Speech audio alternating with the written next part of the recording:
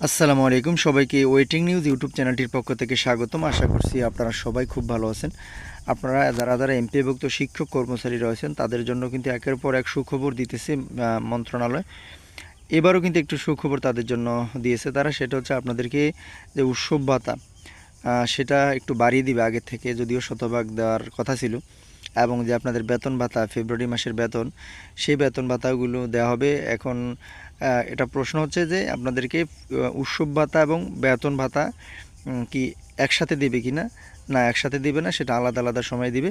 এবার কিন্তু সেটা নিয়ে কিন্তু আলাপ আলোচনা চলছে। আশা করছি পুরো ভিডিওটি দেখলে আপনি আরও ক্লিয়ার হয়ে যাবেন যে আসলে কত তারিখে আপনারা উৎসব ভাতা পাবেন, কত তারিখে বেতন ভাতা পাবেন। আর ভিডিও শুরুতে আপনাদের প্রতি অনুরোধ রইল, সেটি হলো আপনি যদি এই চ্যানেলে নতুন একজন দর্শক হন তাহলে চ্যানেলটি সাবস্ক্রাইব করে দিতে পারেন এবং আমাদের সাথে যুক্ত থাকতে পারেন, কারণ আমরাই সর্বপ্রথম আপনাদের জন্য আপডেট নিউজগুলো সবার আগে এই চ্যানেলে প্রকাশ করি। দ্য ডেইলি ক্যাম্পাস পত্রিকা দেখেন প্রকাশিত হয়েছে ফেব্রুয়ারির বেতন উৎসব ভাতা আলাদা আলাদা সময় জানালেন মাওশির ডিজি। এটা দেখেন 15 মার্চে কিন্তু প্রকাশিত হয়ে গেছে। রিসেন্ট যে খবর সেগুলো কিন্তু আমরা আপনাদেরকে দেওয়ার চেষ্টা করি। এখানে কি লেখা আছে দেখেন, বেসরকারি স্কুল কলেজে কর্মরত এমপিওভুক্ত শিক্ষক কর্মচারীদের ফেব্রুয়ারি মাসের বেতন উৎসব ভাতা আলাদা আলাদা দেওয়ার সিদ্ধান্ত নেওয়া হয়েছে। তাদের বেতন ভাতা দেওয়ার বিষয়ে একটি রূপরেখা তৈরি করেছে মাধ্যমিক ও উচ্চশিক্ষা অধিদপ্তরের মাওশি এডুকেশন ম্যানেজমেন্ট ইনফরমেশন সিস্টেম ইএমআইএসএল। রূপরেখা অনুযায়ী চলতি সপ্তাহে শিক্ষক কর্মচারীদের ফেব্রুয়ারি মাসের বেতন দেওয়া হতে পারে। জানতে চাইলে মাওশির DG professor doctor Mohammad Azad Khan Delhi ক্যাম্পাসকে বলেন, শিক্ষক কর্মচারীদের ফেব্রুয়ারি মাসের বেতন চলতি সপ্তাহে দেওয়া হতে পারে। এই বিষয়ে ইএমআইএসএল থেকে আমাকে একটি লিখিত ফরম্যাট দেওয়া হয়েছে। প্রথম থেকে পঞ্চম দফার বেতন চলতি সপ্তাহে ছাড় করা হতে পারে। আগামী 20 মার্চের মধ্যেই তারা বেতন পেতে পারেন। এরপরে কি লেখা আছে দেখেন, বেতন চলতি সপ্তাহে হলে শিক্ষক কর্মচারীদের উৎসব ভাতা কবে নাগাদ ছাড় করা হতে পারে, এমন প্রশ্নের জবাবে তিনি আরও বলেন, চলতি সপ্তাহে বেতন ছাড় করতে পারলে আগামী সপ্তাহের শুরুর দিকেই শিক্ষক কর্মচারীদের উৎসব ভাতাও ব্যাংকে পাঠানো হবে। খুব সম্ভবত 22 মার্চের পর তারা উৎসব ভাতা পাবেন।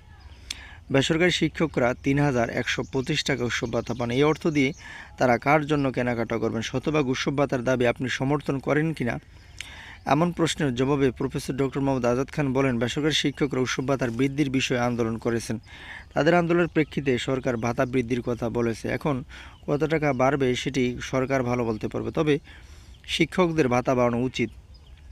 এরপরে কি লেখা আছে, জানা গেছে সরকারি কর্মকর্তা কর্মচারী এফটির মাধ্যমে বেতন ভাতা পান, তবে বেসরকারি শিক্ষা প্রতিষ্ঠানে কর্মরত এমপিভুক্ত শিক্ষক কর্মচারীদের বেতন ভাতা সরকারি কোষাগার থেকে ছাড়রত রাষ্ট্রায়ত্ত 8টি ব্যাংকের মাধ্যমে অ্যানালগ পদ্ধতিতে ছাড় হয়। এই অর্থ তুলতে শিক্ষকদের নানা ভোগান্তিতে পড়তে হতো। ব্যাংকগুলোর মাধ্যমে বেতন ভাতা ছাড়ের জন্য কয়েক পর্যায়ে অনুমোদন সহ সংশ্লিষ্ট কাজে অনেক ক্ষেত্রে এমপিভুক্ত শিক্ষকদের বেতন ভাতা পেতে দেরি হয়।